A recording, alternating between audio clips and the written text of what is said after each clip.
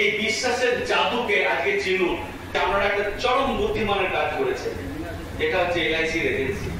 এই এলআইসির এজেন্সি এমনই একটা কাজ যে এখানে কোনো নিজের ইনভেস্টমেন্ট বলতে কিছু নেই, শুধু ভালো করে শিখতে হবে, ব্রেন খাটাতে হবে, লোকের কাছে যেতে হবে, কথা বলতে হবে, ব্যাস। আপনি শুধু কথা বলে যান।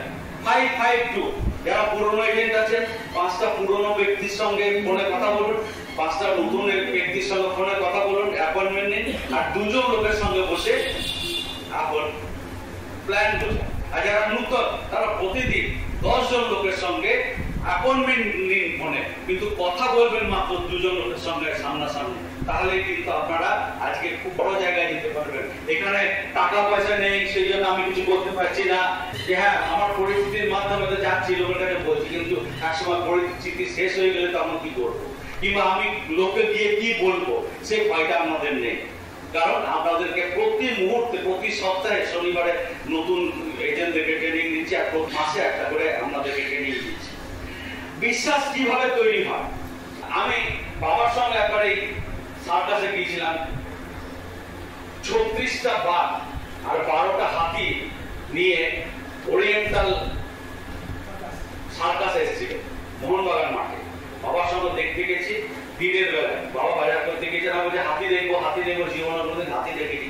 তো হাতি দেখতে গেলাম, তো দেখছি একটা বিরাট বড় হাতি, এত বড় একটা হাতি মাত্র একটা ছোটা দড়িতে বাঁধা আছে, কিন্তু হাতি ইচ্ছা করলে এক টানে উপরে ফেলে দিতে পারে, কিন্তু উপরে ফেলে দিচ্ছে না, দড়িও ছিটছে না।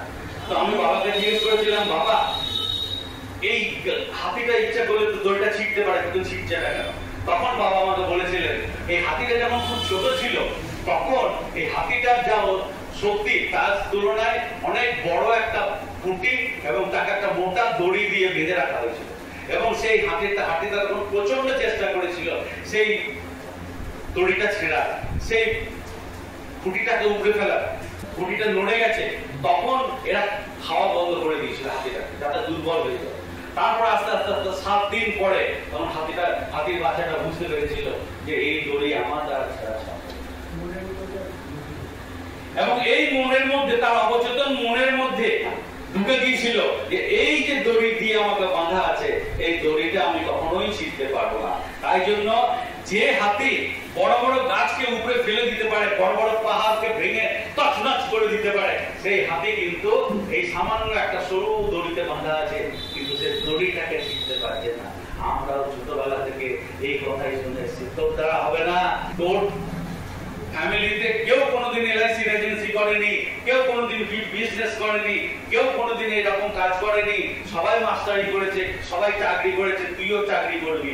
তোর দ্বারা হবে না, তোর দ্বারা হবে না। তুই ওপরে উঠিস না, ওপরে উঠলে পড়ে যাবি, ওই চেয়ারে উঠিস না, ওপরে উঠলে পড়ে যাবি, হাত পা ভেঙে যাবে, ওই গাছের উপর উঠিস না, গাছ থেকে পড়ে গেলে হাত পা ভেঙে যাবে, ওই একা একা সন্ধ্যেবেলায় কোথাও যাস না, সাইকেল চাপিস না, সাইকেল চাপিস না, সাইকেল থেকে পড়ে গেলে হাত ভেঙে যাবে, ও মোটরসাইকেল চাপিস না, খবরদার মোটরসাইকেল চাপিস না, মোটরসাইকেল চাপলে কিন্তু তোর হাত পা ভেঙে যাবে, তখন কি হবে? এইভাবে আমরা প্রতি মুহূর্তে বাধা পেয়ে এসেছি। এই বাধাগুলোই আমাদের ব্রেনের মধ্যে ঢুকে গেছে, না আমি যাবো না, আমি উঁচুতে উঠবো না।